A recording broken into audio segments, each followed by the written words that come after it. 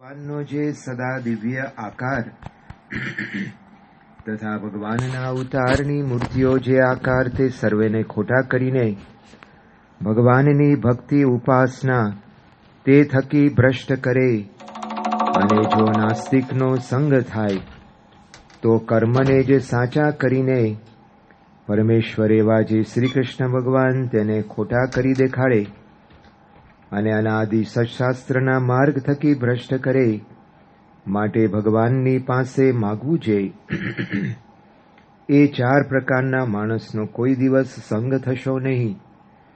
અને વળી એમ પ્રાર્થના કરવી છે, હે મહારાજ, કામ ક્રોધ લોભ મોહ અહંકાર ઈર્ષ્યા અને દેહાભિમાન એ આદિક જે અંતઃશત્રુ તે થકી રક્ષા કરજો અને નિત્ય તમારા ભક્તનો સમાગમ દેજો. એવી રીતે નિત્ય ભગવાનની પ્રાર્થના કરવી અને કુસંગી થકીને અંતઃશત્રુ થકી નિરંતર ડરતા રહેવું. ઇતિ વચનામૃતમ.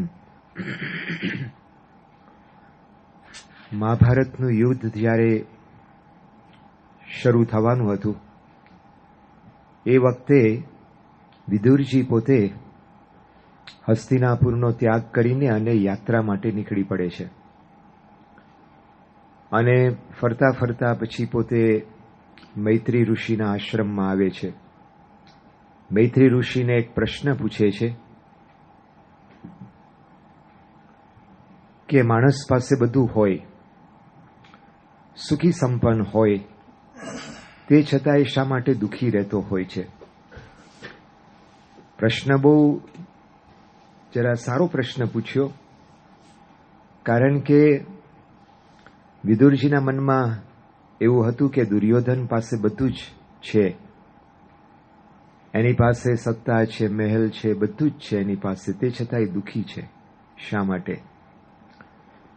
એટલે આવો પ્રશ્ન પોતે મૈત્રી ઋષિને પૂછે છે.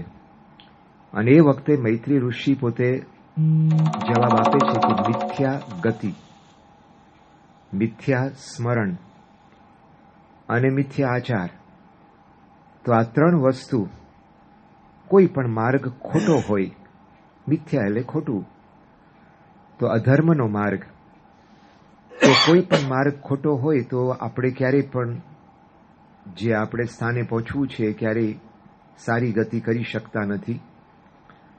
એટલે મૈત્રી ઋષિ કહે છે કે મિથ્યા ગતિ, ખોટી જગ્યાએ જાય, ખોટી જગ્યાએ ઊભો રહે તો માણસ દુઃખી થતો હોય છે. દારૂનું પીઠું હોય, વ્યસનનો માર્ગ હોય, વગેરે વગેરે, તો મિથ્યા ગતિ કહેવાય. તો માણસ ક્યારેય પણ સુખી થઈ શકતો નથી. ભલે એની પાસે રાજવૈભવ હોય, બધું જ હોય, પણ એની સોબત, એની ગતિ ખોટી છે. મિથ્યા સ્મરણ, ખોટું સ્મરણ કર્યા કરે. ફલાણાએ મને આમ કર્યું, આને આમ કર્યું, એ સ્મરણ કરે તો એના અંતરની અંદર ક્યારેય શાંતિ થાય નહીં. અને ખોટું આચરણ કરે, બધું જ હોય, પણ ભગવાનની આજ્ઞાનો લોપ કરે તો ક્યારેય સુખી થઈ શકે નહીં. શ્રીજી મહારાજ પોતે આ વચનામૃતની અંદર શરૂઆતમાં કહે છે, બધા સાવધાન થાવ. શરૂઆત ત્યાંથી કરે છે, સર્વે બધા સાવધાન થઈને સાંભળો. સત્સંગથી આપણો મોક્ષ પણ થાય, પણ જો આ સત્સંગની અંદર આપણે કુસંગ જો ઓળખ્યો ન હોય તો આપણી અવળી ગતિ થાય અને મોક્ષની જગ્યાએ અધોગતિ થાય. તો ડિરેક્શન તો બેય છે, પણ કુસંગ ઓળખવો પડે. સામાન્ય રીતે આપણા સત્સંગની અંદર ત્રણ પ્રકારના કુસંગની વાત કરે છે. એક તો બહારનો કુસંગ, અંતરનો કુસંગ, અને ત્રીજી વાત સત્સંગનો કુસંગ. શ્રીજી મહારાજ અહીંયા આપણને બહારનો કુસંગ અને છેલ્લે વાત કરે છે કે અંતઃકરણની અંદર જે કામ ક્રોધાદિક જે લોભ છે, દોષ છે, બધા એના થકી રક્ષા કરજો. પહેલા તો મહારાજ વાત કરે છે કે રોજ પ્રાર્થના કરવી. આમાં છે ને આપણે કોઈ રીતે આમાં ઊભા રહી શકીએ એમ જ નથી. આ કુસંગની સામે એવા જુદા જુદા સ્વરૂપની અંદર આવે, સોફિસ્ટિકેટેડ, શુગર કોટેડ, ખબર જ ના પડે. અને ધીમે ધીમે એ ટેવ પડે અને એકદમ જરા સ્વીટ લાગે. એટલે મહારાજ પોતે કહે છે કે રોજ ભગવાનના ભક્ત રોજ પૂજા કરીને સ્તુતિ કરવી અને એમ માગવું છે કે હે મહારાજ કુસંગ થકી રક્ષા કરજો. મહારાજ પોતે કુસંગની 4 વાત કરે છે: કુડાપંથી, શક્તિપંથી, શુષ્ક વેદાંત અને નાસ્તિક. હવે જે કુડાપંથી છે એનો યોગ થાય તો આપણને વર્તમાન કહેતા કે બ્રહ્મચર્યમાંથી આપણને ચલાયમાન કરે. મહારાજ પોતે કહે છે કે કુડાપંથી, શક્તિપંથી, તો એ શક્તિપંથી હોય છે આપણને દારૂ છે, માંસ છે વગેરે એ વર્તમાનમાંથી ચૂકાવી દે. શુષ્ક વેદાંત હોય, ભગવાનનો આકાર છે, નિરાકાર નિરૂપણ કરે, અવતારોનું ખંડન થઈ ગયું, ભક્તિ અને ઉપાસના જતી રહી. આ શુષ્ક વેદાંતના સંગથી આવું થાય. અને છેલ્લી વાત કરે છે નાસ્તિક છે, કર્મમાં જ માને છે, તો ભગવાનનું અસ્તિત્વ જ નથી, ભગવાનની ઉપાસના ભક્તિ કાંઈ રહેતી જ નથી, ભગવાન સર્વ કરતા છે એ વાત ટળી જાય છે. આ કેટલા પાયાના સિદ્ધાંતો છે. આ સાધના, આધ્યાત્મિક સાધનાના માર્ગની અંદર પાયાના સિદ્ધાંતો છે. એ પાયાના સિદ્ધાંતો આજ્ઞા, ઉપાસના, એમાંથી આપણને ચૂકાવે એવો આ મહાસમર્થ કુસંગ છે. મગનીરામ પોતે દ્રવિડ દેશના પોતે બ્રાહ્મણ હતા અને દ્રવિડ દેશ એટલે સાઉથ ઇન્ડિયા, ખૂબ મુમુક્ષુ હતા અને ભગવાનની શોધ માટે તો યુવાનીનો કહેતા કે ગ્રહસ્થમાં ત્યાગ કરીને અને ભગવાનની શોધ માટે કોઈક એવા ગુરુ મળે તો આપણને ભગવાનની શોધ કરી આપે. પછી તો ફરતા ફરતા ત્યાં સાઉથ ઇન્ડિયાની અંદર જ એક બ્રાહ્મણ ગુરુ મળે છે, શારદા દેવીને વશ કરેલા. અને મગનીરામ એવું સાંભળેલું કે જો શારદા દેવીને આપણે વશ કરીએ તો આપણને ભગવાનનો સાક્ષાત્કાર કરાવે. એટલે મગનીરામ છે આ બ્રાહ્મણ ગુરુ પાસેથી શારદા દેવીનો સાક્ષાત્કાર પ્રાપ્ત કરે છે. ગુરુ કહે છે કે મારી દીકરી છે, એની સાથે લગ્ન કર. એટલે મગનીરામ તો ખરેખર મુમુક્ષુ હતા, એને ભગવાનને મેળવવા હતા, ના પાડે છે અને છેવટે ત્યાંથી નીકળી જાય છે અને ફરતા ફરતા જગન્નાથપુરી જાય છે. જગન્નાથપુરીમાં ત્યાં બધા ઢોંગી બાવાઓની જમાત, એ જમાતના સંઘની અંદર ત્યાં રહે છે અને બધી વાતો સાંભળે છે. એનું મન છે ને ભ્રષ્ટ થઈ જાય છે અને ત્યાં જ બધું જ ખાવા પીવાથી લઈને બધું જ, તો જે પણ કાંઈ વર્તમાન પોતે પાડતો હતો, નિયમ પાડતો હતો, બધું જ ત્યાં આગળ ગયું. અને પછી શારદા દેવીને વશ કરેલા, શક્તિ હતી, તાંત્રિક શક્તિ હતી અને લોકોને પોતે રંજાડવા લાગ્યો. રાજાઓ, મઠાધિપતિઓ આ બધાને વશ કર્યા, નમાવ્યા, મહાત કર્યા, પૈસા પડાવે અને એમ કરતા કરતા એની જમાત વધતી ગઈ, બધી રીતે પૂરો થઈ ગયો. ખાવા પીવાથી લઈને બધું જ. કૌલ માર્ગ છે, વામ માર્ગ છે, તંત્રની અંદર આ એક માર્ગ છે. હવે આમ જોઈએ ને તો શ્રીજી મહારાજે તો નિષેધ કર્યો છે, પણ હિન્દુ ધર્મની અંદર તો અનેક બધા માર્ગો છે. જે જેની રુચિ હોય એ પ્રકારે પોતે રામકૃષ્ણ પરમહંસ પોતે તંત્ર માર્ગ એટલે આ જે માર્ગ છે શક્તિનો માર્ગ, પણ એ તો પોતે ઉપાસના કરતા હતા. પણ આ રીતે મગનીરામ પોતે આ વામ માર્ગી થયો. કૌલ માર્ગ, કૌલ એટલે શક્તિ, કૌલ માર્ગ એટલે કૌલ એટલે શક્તિ, શક્તિ એટલે શિવ ના પત્ની પાર્વતી, એના જરા રુદ્ર સ્વરૂપો, બધા તામસિક સ્વરૂપો. એટલે પછી તો મગનીરામ પોતે આ રીતે સંઘમાં આવે છે, બધી રીતે પૂરો થાય છે. અને પછી તો આજે કૌલ માર્ગ, વામ માર્ગ, 5 વસ્તુ સાધનામાં કહ્યું છે: પંચ મકાર, મદ્ય, માંસ, મત્સ્ય, મુદ્રા અને મૈથુન. આ 5 સાધના એ આજે તંત્ર માર્ગની અંદર, કૌલ માર્ગની અંદર એ લોકો બતાવે છે. એટલે પછી તો મગનીરામ પોતે બધી રીતે બધું આમ ચકચૂર થઈ ગયો. જ્યાં જ્યાં ફરે એનું શિષ્યવૃંદ વધવા લાગ્યું અને બધી રીતે પૂરો. ફરતા ફરતા ગુજરાત આવે છે, બધા રાજાઓને પણ મહાત કરે છે. પોરબંદર આવે છે, ત્યાંના રાજાને પણ ડારો આપે છે, પૈસા આપો નહીં તો પથરાનો વરસાદ થશે, તમારું રાજ્ય છેદાન મેદાન થઈ જશે. એટલે પછી તો પૈસા આપે છે, પણ પછી પોરબંદરના રાજા કહે છે, ભાઈ તું અહીંયા આગળ અમારી આગળ આટલું બધું જોર કરે છે, ભગવાન સ્વામિનારાયણ પાસે જા. શ્રીજી મહારાજ માંગરોળની અંદર બિરાજતા હતા. મગનીરામ ત્યાં આવે છે.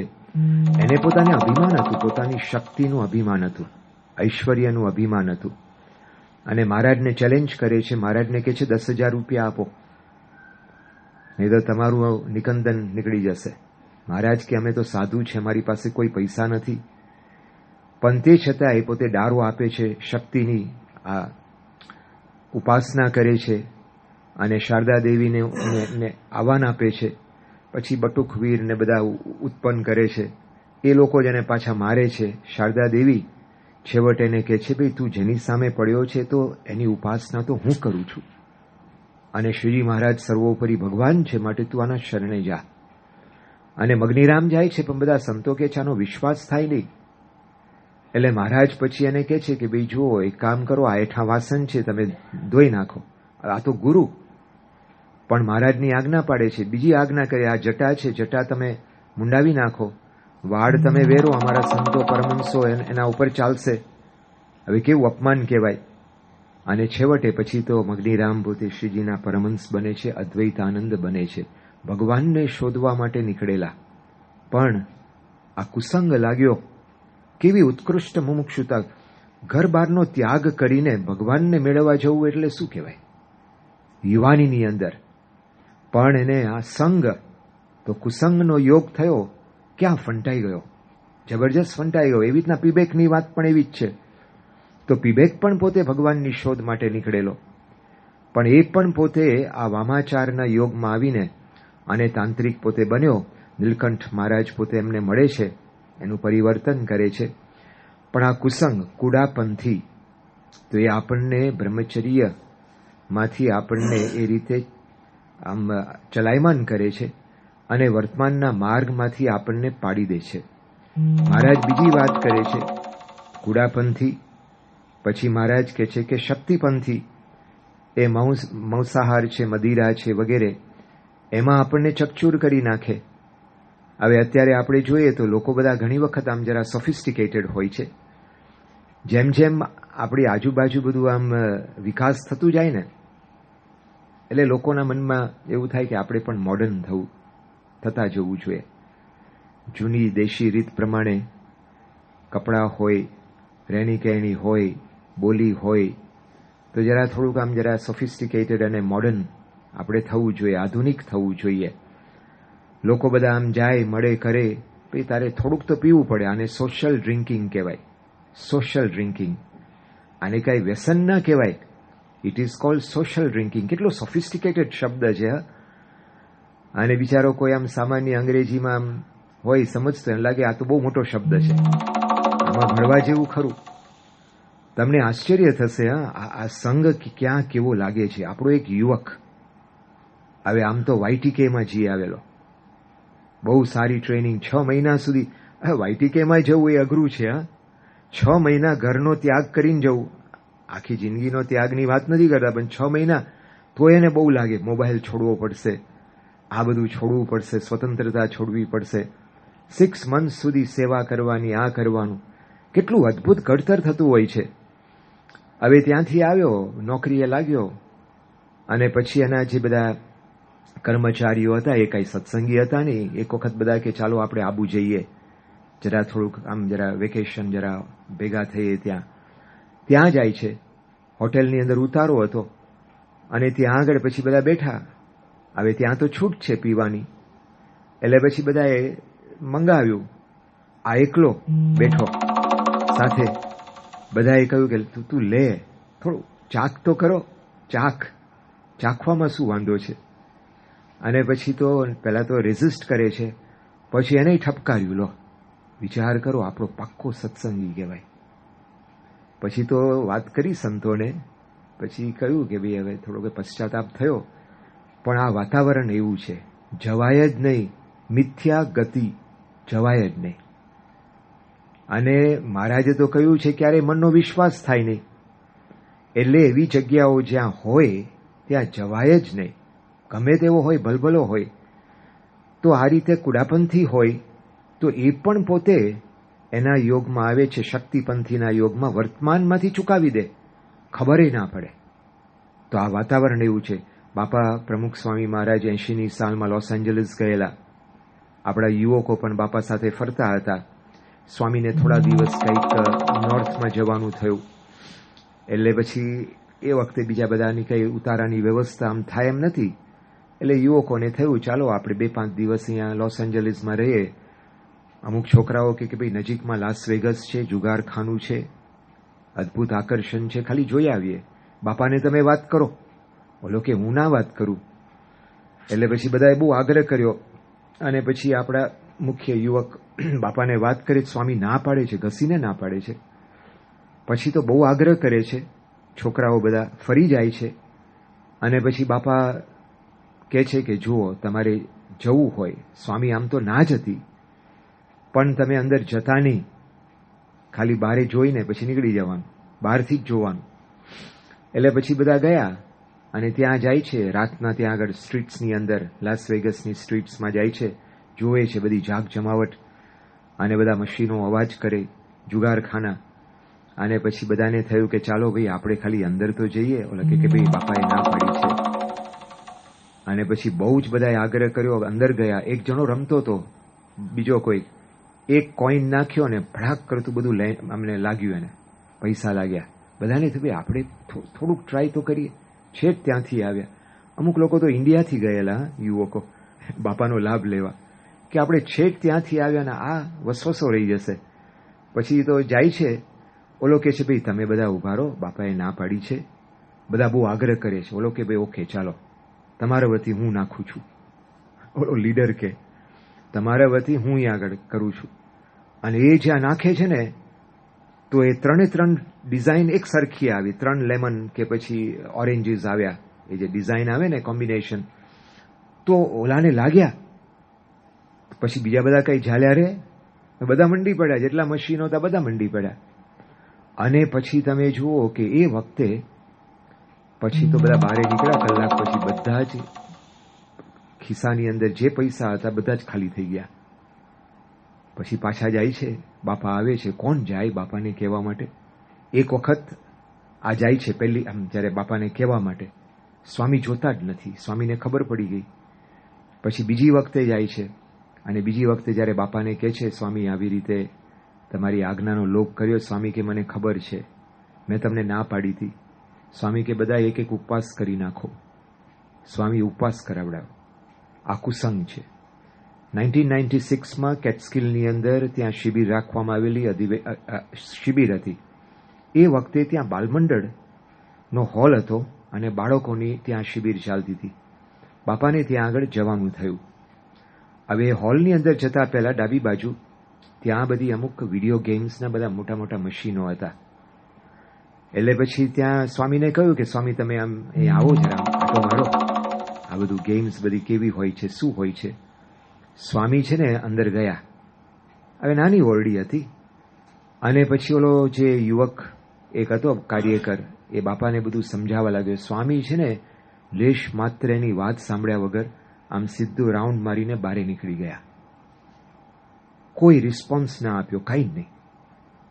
ઘણી વખત એમની ક્રિયાઓ પરથી આપણને ખબર પડે કે એમની રુચિ શું છે.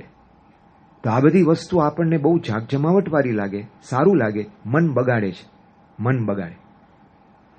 તો આપણે જોઈએ છે આ બધા જે કુસંગ છે, તો એ કુસંગ દ્વારા ગમે તેવો હોય, ધુરંધર હોય, અજામિલ, શ્રીમદ ભાગવતની અંદર બ્રાહ્મણ અને ખાલી ફક્ત એના ગામના સીમમાં દ્રશ્ય જોવે છે, એક દારૂ પીને ચકચૂર એક પુરુષ અને વેશ્યા સાથે પોતે બધી ચેષ્ટા કરતો હતો. આ દ્રશ્યને જોયું અને ફૂલ સૂંઘ્યું અને એમાંથી એની મતિ બગડી. લગ્ન કરેલા પત્નીનો ત્યાગ કર્યો, આ વેશ્યા સાથે લગ્ન કરે છે અને પછી તો લૂંટફાટ અને ચોરીની અંદર પોતે લાગી જાય છે, કારણ કે ભરણપોષણ કરવાનું હોય.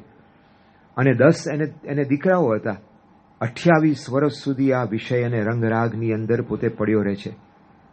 પછી તો છેલ્લા દીકરાનું નામ નારાયણ પાડે છે, એનો પછી ઉદ્ધાર થાય છે. બધી વાત જાણીએ છે. પણ ટૂંકમાં કહેવાની વાત શું છે કે બ્રાહ્મણ હોવા છતાં પણ આ રીતે આ એક દ્રશ્ય જોવે છે, કુસંગ ક્યાં લાગી જાય છે ખબર પડતી નથી.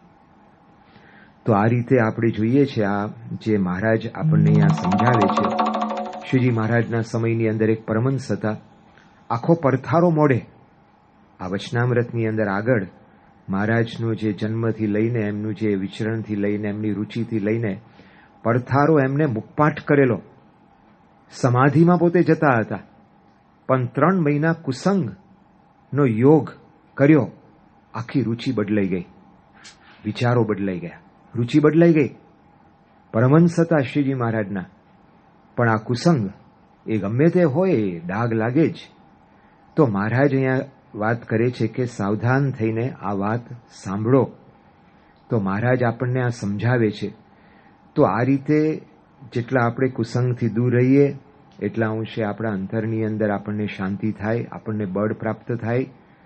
મહારાજ બીજી પણ અંદર વાત કરે છે, શુષ્ક વેદાંત હોય, અવતારોનું ખંડન કરે, ભગવાનનો આકારનું ખંડન કરે, આજ્ઞા અને ઉપાસનાનું ખંડન થઈ જાય છે. આ કેટલી મહત્વની વાત છે. કેટલા પુણ્યના અંતે સત્સંગનો યોગ થાય, આ ભક્તિને ઉપાસનાનો માર્ગ પ્રાપ્ત થાય. પણ આવાનો આપણને યોગ થાય તો આપણને ઉપાસના અને આજ્ઞામાંથી પણ આપણને ચૂકાવી દે. અહીંયા રાણીપની અંદર ઘણા વર્ષો પહેલા એક યુવક મળેલો, અને પછી એ જ્યારે નાનો હતો, કિશોર અવસ્થામાં હતો, સત્સંગમાં આવતો હતો.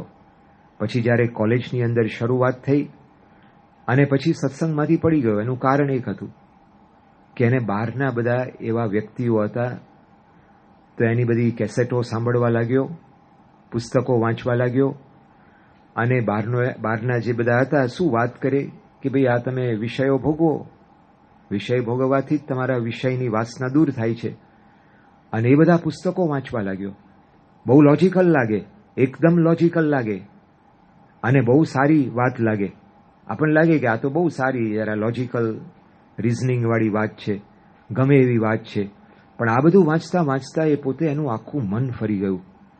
10 વર્ષ સુધી આ બધા ચક્કરમાં રહ્યો.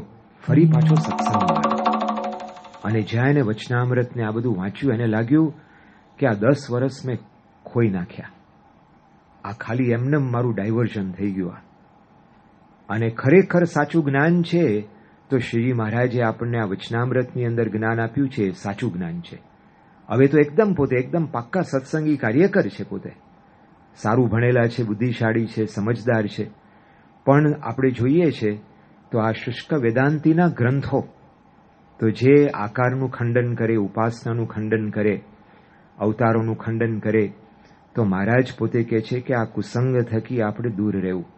અત્યારે આપણે જોઈએ સોશિયલ મીડિયા ખતરનાક, બધું આમ ઢગલો થયા જ કરે છે, થયા જ કરે. પછી ડિલીટ કરવામાં કેટલો ટાઈમ જાય, ડિલીટ કરવામાં જ ટાઈમ ઘણો બધો જાય. ન જોવું હોય તોય જોવાનું થાય. આ છે ને ખબર નથી પડતી, પણ આ બધી વસ્તુ ધીરે ધીરે પેનેટ્રેટ કરે છે.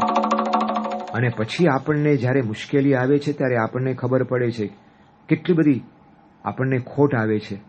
ધીમે ધીમે આપણો માર્ગ ફંટાઈ જાય છે, વિચાર ફંટાઈ જાય છે, ટેવ પડી જાય છે, અને પછી આજે વર્તમાનના માર્ગમાંથી, નિયમના માર્ગમાંથી પોતે ચૂકાઈ જાય છે. ડાઉનફોલ હોય છે, આપણે આમ જરા ડાયવર્ટ થઈએ છીએ, ગ્રેજ્યુઅલ ડાયવર્ટ થતું હોય છે, એકદમ પડતી નથી થતી. એટલે આપણને એવું લાગતું પણ નથી કે આ કુસંગ છે. પણ શ્રીજી મહારાજ આપણને આ ના પાડે છે. જુઓ, શ્રીજી મહારાજ પાસે વસ્તા ખાચર, કારિયાણીના વસ્તા ખાચર આવ્યા. મહારાજ પોતે એને કહે છે કે બાપુ, દરબારની અંદર તમારો ઉતારો છે. જીવા બાપુ ત્યાં જ બેઠા હતા, અને જીવા બાપુ વસ્તા ખાચરના કંઈક સંબંધમાં થાય, નાતો હતો. એટલે જીવા બાપુ કહે છે કે વસ્તા બાપુ તમે અમારા ઘરે આવો, ત્યાં ઉતારો છે. વસ્તા ખાચરને થયું કે મોટા બાપુ છે અને બુદ્ધિશાળી છે. ભાવનગરની અંદર વજયસિંહ દરબારની અંદર એમની ખુરશી પડે છે, અને વજયસિંહ બાપુ પણ એમનું સાંભળે છે. એટલે આ રીતે એમને ના કેમ પડાય. અને પછી શ્રીજી મહારાજની આજ્ઞાની અવજ્ઞા કરે છે, બાપુને ત્યાં જાય છે. અને શ્રીજી મહારાજ તો જાણતા હતા. અને એ વખતે જીવા ખાચર, બુઢા ધાદલ, હવે બુઢો ધાદલ છે ને શ્રીજી મહારાજની સેવામાં હતા, સેવા કરતા હતા. એક વખત તો મહારાજ પોતે ધરમકુલને ત્યાં જમવાનું હતું, આ બુઢા ધાદલને ના લઈ ગયા. એટલે એને ખોટું લાગ્યું, અને પછી જરા આમ રીસાયો, ત્યાંથી નીકળ્યો દરબારમાંથી. જીવા બાપુ તૈયાર જ હતા, એને આશરો આપ્યો, એની મતી ફરી ગઈ. અને પછી એ વખતે ત્યાં આગળ વસ્તા ખાચર જીવા બાપુને ત્યાં રહે છે અને જે બધું અવળું ભરાવે છે કે મહારાજ તો તમે જુઓ, તમારે ત્યાં ફૂલોલ ઉત્સવ કર્યો, તમારે ત્યાં કેટલા ઉત્સવ કર્યા, પૈસા કોના? તમારા, અને નામના અને મોટપ કોની વધી? જય જયકાર કોનો થયો? શ્રીજી મહારાજનો. અને વસ્તા ખાચર આ બધી વાતો કરે છે, બધું એ પોતે યાદ કરે છે, બધા દ્રશ્યો એને યાદ આવે છે કે વાત તો સાચી લાગે છે. હવે 2-3 દિવસ સુધી સતત આવો મારો. અને પછી તો મહારાજ પોતે કોઈને મોકલે છે તેડાવવા માટે. વસ્તા ખાચરને કહે છે, બોલો જે સેવક હોય છે, કે મહારાજ તમને બોલાવે છે. મહારાજ પાસે આવે છે. મહારાજે કેવડાવેલું, તમે તમારી ઘોડી લઈને આવજો. આ તો એમનેમ જાય છે. અને પછી એ વખતે શ્રીજી મહારાજ ત્યાં આગળ વાત કરે છે. અને પછી તો વસ્તા ખાચર ત્યાંથી વિદાય થાય છે, પાછા જીવા બાપુને ત્યાં આવે છે. મહારાજ કહે છે કે આ ફરી દર્શન કરવા આવશે નહીં. એવા કુસંગના શબ્દ નાખી દીધા, શ્રીજી મહારાજના અભાવના શબ્દ નાખી દીધા. બીજે દિવસ સવારે ડિરેક્ટલી પોતે ત્યાંથી જીવા બાપુના ઘરેથી સીધા કારિયાણી જતા રહે છે. અને પછી મહારાજ મુક્તાનંદ સ્વામીને કહે છે કે આ વસ્તા ખાચર તો આપણા ખાતાનો જીવ છે. શ્રીજી મહારાજ આવી વાત કરે છે. અને મહારાજ પછી પોતે મુક્તાનંદ સ્વામી દાદા ખાચરને લઈને ત્યાં આગળ જાય છે, બધી વાત કરે છે. અને પછી વસ્તા ખાચરને પસ્તાવો થાય છે. તો આપણે જોઈએ છે આ કુસંગ છે, જો સત્સંગનો કુસંગ. તો મહારાજ આપણને આ બધી વાતો કરે છે, અંતરનો કુસંગ, સત્સંગનો કુસંગ અને બહારનો કુસંગ. આ બહારના કુસંગની વાત કરી મહારાજ પોતે આ શરૂઆતની અંદર વાત કરે છે. તો કોઈ પણ વ્યક્તિ હોય, ગમે તે હોય, એને કુસંગનો પાશ લાગે જ છે. તે કોઈ પણ સ્વરૂપની અંદર હોય તો એનાથી આપણે દૂર રહેવું. હવે જુઓ, આપણે તો સમજીએ છીએ, પણ આપણા બાળકો છે, આપણા દીકરા દીકરીઓ છે, એને સમજાવવું પડે. ઘણી વખત આપણે છે ને, આપણે આપણા બાળકો છે, આપણા યુવાન છે, એને સમજાવતા નથી. બસ સત્સંગ કર, તું સભામાં આવ. અમુક બેઝિક જે ડેન્જર્સ છે એને સમજાવવા પડે. ભાઈ આ વસ્તુ તારે ધ્યાન રાખવા. નાનપણથી એવા સંસ્કાર એને આપવા પડે. ભાઈ સત્સંગ કરવો, કુસંગ ના કરવો. શ્રીજી મહારાજે પ્રથમનું 18મું વચનાવ્રત, મહારાજ કહે છે જીવ જેવી સોબત કરે છે એવું એનું અંતઃકરણ થાય છે. આ બહુ સૈદ્ધાંતિક વાક્ય શ્રીજી મહારાજ બોલે છે. તો જીવ જેની સોબત કરે છે, જેવી સોબત કરે છે, એવું એનું અંતઃકરણ, એવા એના વિચારો, એની ભાવના એ રીતે થતી હોય છે. તો કુસંગ કરે તો આ રીતે ફંટાઈ જાય છે. મહારાજ કેવું અદ્ભુત દ્રષ્ટાંત આપે છે. 7 માળની હવેલી હોય, પછી બધા આ રીતે સરસ કપડાં પહેર્યા હોય, પછી આ રીતે જે દારૂની બાટલીઓ પીતા હોય, પીવડાવતા હોય, પછી વેશ્યા થઈ કાર નાચતી હોય, મશરૂના ગાડલા હોય, સુગંધવાળું વાતાવરણ હોય. અને મહારાજ કહે છે ગમે તેવો હોય ત્યાં જાય એની મતિ ફરી જાય. બીજી બાજુ મહારાજ કહે છે કે ગમે તેવો પાપી હોય અને પરમહંસ ફાટેલી તૂટેલી ગોદડી ઉપર બેઠા હોય, કપડાં ફાટેલા હોય, અને ત્યાં આગળ પાપી જીવ જાય, ભગવત વાર્તા સાંભળે, તો ભલે આગળ પાપી હોય તો પણ એનું અંતઃકરણ ફરી જાય છે. કહેતા કે એ પોતે પુણ્યશાળી બને છે. તો શ્રીજી મહારાજ આપણને સંઘની વાત કરે છે. સંઘ કેટલા લોકો આપણે જોઈએ છે. તો આપણા જ આપણા બાળકો હોય છે, સ્કૂલોમાં જાય, ભણતા હોય, કોલેજમાં જતા હોય, સંઘ ખોટો મળી જાય છે, કેટલા બધા પ્રશ્ન થાય છે. તો આ રીતે પહેલેથી જ આપણે એને સાવધાન કરવા જ પડે. તો એને એ રીતે બતાવવું પડે આગળ. તો એને સમજાવીએ તો જ આ કુસંગ થકી, બાકી તો એને કંઈ સમજ નથી, એને એવી મેચ્યોરિટી નથી. તો ભરાઈ જતા હોય છે લોકો, ભરાઈ જાય છે, ડ્રગ્સમાં ભરાઈ જાય, બીજામાં ભરાઈ જાય. દેવાશીષ ઘોષની વાત ઘણી વખત સાંભળી છે. અહીંયા જ દુધેશ્વરની અંદર નાની ઓરડીમાં પોતે રહેતો હતો અને સુપર બ્રિલિયન્ટ, અને એ પોતે એલડી એન્જિનિયરિંગની અંદર અભ્યાસ કરે. આપણો એક સત્સંગી છોકરો, એ પણ એલડી એન્જિનિયરિંગમાં ભણતો હતો. અને દેવાશીષ ઘોષને એક વખત અહીંયા લાવે છે અક્ષરવત્સલ સ્વામીના યોગમાં. પણ તમે વિચાર કરો, એટલો બધો બ્રિલિયન્ટ છોકરો, એલડી એન્જિનિયરિંગમાં થ્રુઆઉટ ગોલ્ડ મેડલિસ્ટ હતો, થ્રુઆઉટ. દિલ્હી આઈઆઈટીની અંદર એડમિશન મળ્યું. હી સ્કોર્ડ 9.9 આઉટ ઓફ 10. એમટેક કર્યું, ઇલેક્ટ્રોનિક્સની અંદર એમટેક કર્યું. 9.9 આઉટ ઓફ 10 એટલે શું કહેવાય? 99% કહેવાય. અને એને એમટેક ત્યાંથી ઇલેક્ટ્રોનિક્સમાં કર્યું. પછી પીએચડી શરૂઆત કરી રેડાર ટેકનોલોજી ઉપર. હવે રેડાર ટેકનોલોજી અત્યારે તો બહુ જ ખરેખર આપણે જોઈએ તો કોઈ પણ દેશ હોય તો એની આર્મી હોય, પણ આર્મીની સાથે બરાબર છે માણસો વ્યવસ્થિત અને બધા સોલ્જર્સ બરાબર હોય, પછી સાધનો બરાબર હોય, પણ બીજું સામે ટેકનોલોજી, જે કમ્યુનિકેશન ટેકનોલોજી, એ આખું એક વિભાગ છે. આપણે ઇન્ડિયન આર્મીની અંદર પણ આખો વિભાગ છે, એને સ્પેશિયલ ટ્રેનિંગ આપવામાં આવે છે. તો કમ્યુનિકેશન એટલું બધું ઇમ્પોર્ટન્ટ થઈ ગયું, કારણ કે રાઈટ ઇન્ફોર્મેશન હોય તો જ તમે સારી રીતે તમે આ રીતે શત્રુને તમે પાછા પાડી શકો. તો આખો આનો વિભાગ છે આખો. તો આ રેડાર ટેકનોલોજી અને કઈ પ્રકારનું રિસર્ચ કરતો હતો, 50 મીટર એટલે 150 ફૂટ. હવે એ તો બહુ ઓછી હાઇટ કહેવાય. 150 ફૂટની હાઇટ ઉપર તો કોઈ શત્રુનું પ્લેન જતું હોય, એ પ્લેનને પકડવું, એ પ્રકારની રેડાર ટેકનોલોજીનું રિસર્ચ, પીએચડી રિસર્ચ પોતે આ દેવાશિષ ઘોષ કરતો હતો.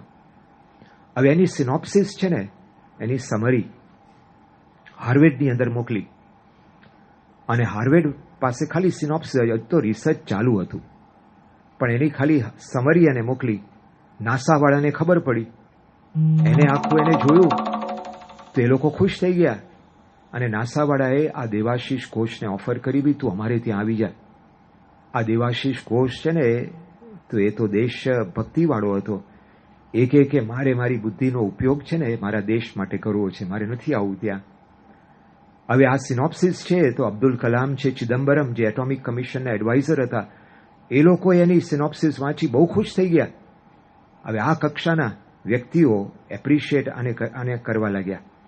હવે ડિફેન્સ મિનિસ્ટ્રીને ખબર પડી કે આ પોતે રેડાર ટેકનોલોજીના પીએચડી કરી રહ્યો છે, એટલે ડિફેન્સ મિનિસ્ટ્રીએ એને પોતાને એના રોસ્ટર ઉપર લઈ લીધાનું નામ, અને સંપૂર્ણ સ્કોલરશિપ, એની જે રિસર્ચ પીએચડી સ્કોલરશિપ ડિફેન્સ મિનિસ્ટ્રીએ પોતે જવાબદારી લઈ લીધી. અને એ જવાબદારી તેના લઈને આ દેવાશિષ ઘોષે અઠવાડિયામાં 2 કે 3 વખત ડિફેન્સ મિનિસ્ટ્રીમાં પોતાની હાજરી એને પુરાવી પડે. હવે તમે જુઓ, આટલો બ્રિલિયન્ટ છોકરો પણ કુસંગમાં લાગ્યો, દારૂ, વ્યસન અને ડ્રગ સુધી પહોંચી ગયો, અને એટલી બધી પાયમાલી થઈ. આજ એને હાજરી આપવાની હોય, દર અઠવાડિયે 1-2 દિવસ ત્યાં હાજરી આપવાની હોય, એમાં પછી ચૂપ થવા માંડી. ડિફેન્સ મિનિસ્ટ્રીએ તપાસ કરી, ખબર પડી કે આ તો પોતે આગળ ફંટાઈ ગયો છે. હવે આ તો હાઈ પ્રોફાઇલ વ્યક્તિ કહેવાય, ડિફેન્સનો જે માટે આ રીતે કાર્ય કરતો હોય, તો આ બધી સિક્રેટ છે બીજાને આપી દે. એટલે પછી ડિફેન્સ મિનિસ્ટ્રીએ એને આમાંથી એને રદ કર્યો, એના સર્ટિફિકેટ ઉપર સિક્કા મારી દીધા કે કોઈ પણ કંપની હોય, કોઈ પણ વ્યક્તિ હોય, આને જો એમ્પ્લોય કરશે દેશદ્રોહી ગણાશે. બધા જ સર્ટિફિકેટ એનલ કરી નાખ્યા. આ દેવાશિષ ઘોષ છે ને, વટવાની અંદર કાપડની પ્રોસેસની એક નાની ફેક્ટરીની અંદર પોતે કામ કરવા લાગ્યો. 1100 રૂપિયાનો પગાર દર મહિને મળે. સંતો પાસે આવ્યો આ બધા સર્ટિફિકેટ લઈને, અને સિક્કા મારેલા કે જો આવી મારી હાલત છે, વિચાર કરો, આટલો બ્રિલિયન્ટ છોકરો કુસંગના લઈને કેવો ફંટાઈ ગયો. આપણને આ પ્રસંગે ખબર પડે સત્સંગ કેટલી મહત્વની વાત છે. આમ ખ્યાલ નથી આવતો, આપણે રોજ કથામાં બેસીએ છીએ, આપણે રોજ વાંચીએ છીએ, વી ડોન્ટ રિયલાઇઝ આ કેટલી મહત્વની વાત છે. અને આપણને સત્સંગ તો ઘણી બધી જગ્યાએ છે, પણ આપણને પ્રગટ સત્પુરુષ મળ્યા છે, પ્રગટ ભગવાન મળ્યા છે, એવો સત્સંગ છે. તો જ્યારે બધા આ પ્રસંગો જોઈએ ત્યારે આપણને મહત્તા સમજાય છે કે આ સત્સંગ કેટલી મહત્વની વાત છે, કેટલી મોટી વાત આપણને મળી છે. તો માણસ પોતે ડાયવર્ટ થઈ જતો હોય છે, બહારનું વાતાવરણ છે, અંદર શ્રીજી મહારાજ છેલ્લે વાત કરે છે કે રોજ પ્રાર્થના કરવી કે હે મહારાજ, હે સ્વામી, કામ, ક્રોધ, લોભ આ અંતઃશત્રુ થકી રક્ષા કર્યો. ચાલો બહારનો કુસંગ નથી, પણ અંદર તો 24 કલાક કુસંગ છે. તો આપણા સ્વભાવ છે. તો આપણને આ દ્રષ્ટિથી આપણને ખ્યાલ આવે કે આ સત્સંગ અને આપણને સત્પુરુષ મળ્યા છે, અને શ્રીજી મહારાજની આ વાણી છે, પરાવાણી છે. મહારાજ એક એક શબ્દ પોતે બોલે છે, તો એ કઈ આમ નિષ્ફળ શબ્દ નથી, એમને બોલી ગયા એમ નથી, અનુભવથી વાત કરે છે. મહંત સ્વામી મહારાજે બહુ સરસ ભાવનગરમાં વાત કરી, ઘર સભાની કંઈક સભા હતી, અને એ વખતે પછી મહંત સ્વામી મહારાજે કહ્યું, જો આ પ્રમુખ સ્વામી મહારાજ બોલ્યા છે ઘર સભા કરવી. પ્રમુખ સ્વામી મહારાજ એમને નથી બોલ્યા, આ એમની અનુભવની વાણી છે. અને સત્પુરુષની જે આજ્ઞા હોય એ આજ્ઞાનું પાલન કરવાનું હોય. તો આ દ્રષ્ટિથી જો આપણે વિચાર કરીએ, શ્રીજી મહારાજે કેવી અદ્ભુત આપણને વાત કરી. તો કુસંગ છે તો એ કુસંગ અંતરનો કુસંગ છે, બહારનો કુસંગ છે, સત્સંગનો કુસંગ છે. કોઈ મોડી વાત કરે, વર્તમાનમાં આપણને કોઈ મોડી વાત કરે, સત્પુરુષમાંથી આપણને મનુષ્ય ભાવની વાત કરે, આ સત્સંગનો કુસંગ છે. તો જો આ ઓળખી રાખ્યું હોય તો આપણે આ મોક્ષના માર્ગની અંદર સહી સલામત રીતે આપણે આ રીતે અક્ષરધામની ગતિ કરી શકતા હોઈએ છીએ. તો શ્રીજી મહારાજ આવી સુંદર આપણને એક ટકોર કરે છે, સાવધાની આપણને આપે છે.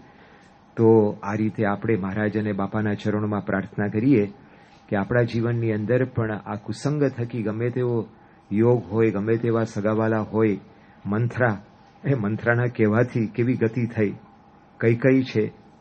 તો આ રીતે વરદાન માગે છે, પણ મંથરાનું કેવું આમ જરા હેમરિંગ હતું. તો આ કુસંગ શબ્દનો કુસંગ લાગતો હોય છે. તો મહારાજ અને બાપાના ચરણોમાં પ્રાર્થના કરીએ કે આપણા જીવનની અંદર પણ આપણે પણ આવી સાવધાની રાખીને અને મહારાજ અને સ્વામી બાપાને, મહંત સ્વામી મહારાજને રાજી કરી શકીએ. શ્રી સ્વામિનારાયણ ભગવાનની જય. ગુણાતીતમ ગુરુમ પ્રાપ્ય બ્રહ્મરૂપમ નિજાત્મનઃ વિભાવ્ય દાસ ભાવેન સ્વામિનારાયણમ ભજે. શ્રી હરિમ સાક્ષરમ સર્વદેવૈશ્વરમ ભક્તિધર્માત્મજમ દિવ્યરૂપમ પરમ શાંતિ